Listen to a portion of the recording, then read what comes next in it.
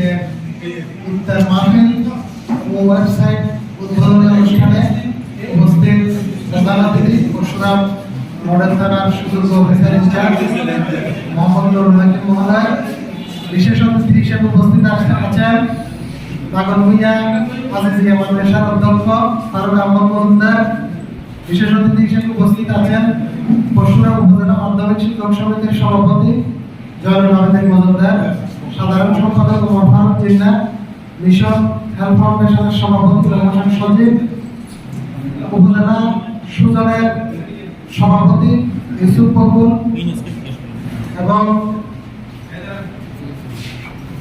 Mission health ফাউন্ডেশনের উপদেষ্টাবৃন্দ, সদস্যবৃন্দ এবং বিভিন্ন পর্যায়ের ব্যক্তিবর্গ, আসসালামু আলাইকুম ওয়া রাহমাতুল্লাহ।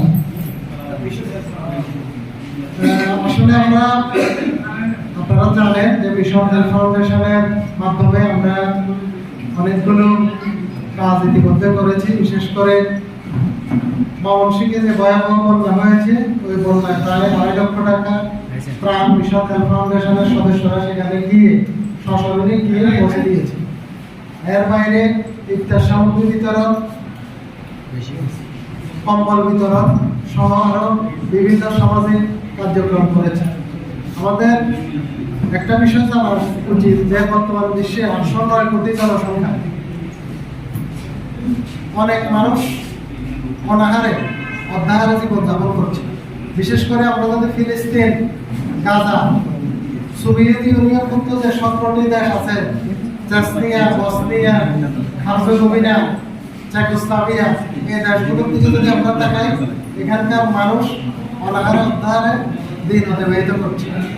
আমাদের বাংলাদেশের সবচেয়ে বড় যে শক্তি আমাদের দেশের মানুষের, সেই শক্তিটা হচ্ছে যে আমাদের দেশের মানুষ একে অন্যের ভাষা জানাতে আগ্রহী নয়।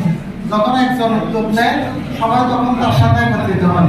আমাদের এই যে মিশন হেলথ ফাউন্ডেশন, আমাদের উদ্যোক্তা মানুষের সঙ্গে কিন্তু ওনারা আহ্বান সারা দিয়ে আমরা যদিও একটা পশুপাল থেকে আমরা যাত্রা শুরু করি, আমাদের পুরো ফেরি জানাতে কিন্তু আমরা আমাদের কমিটি আছে, এসব প্রোগ্রাম কার্যক্রম আছে।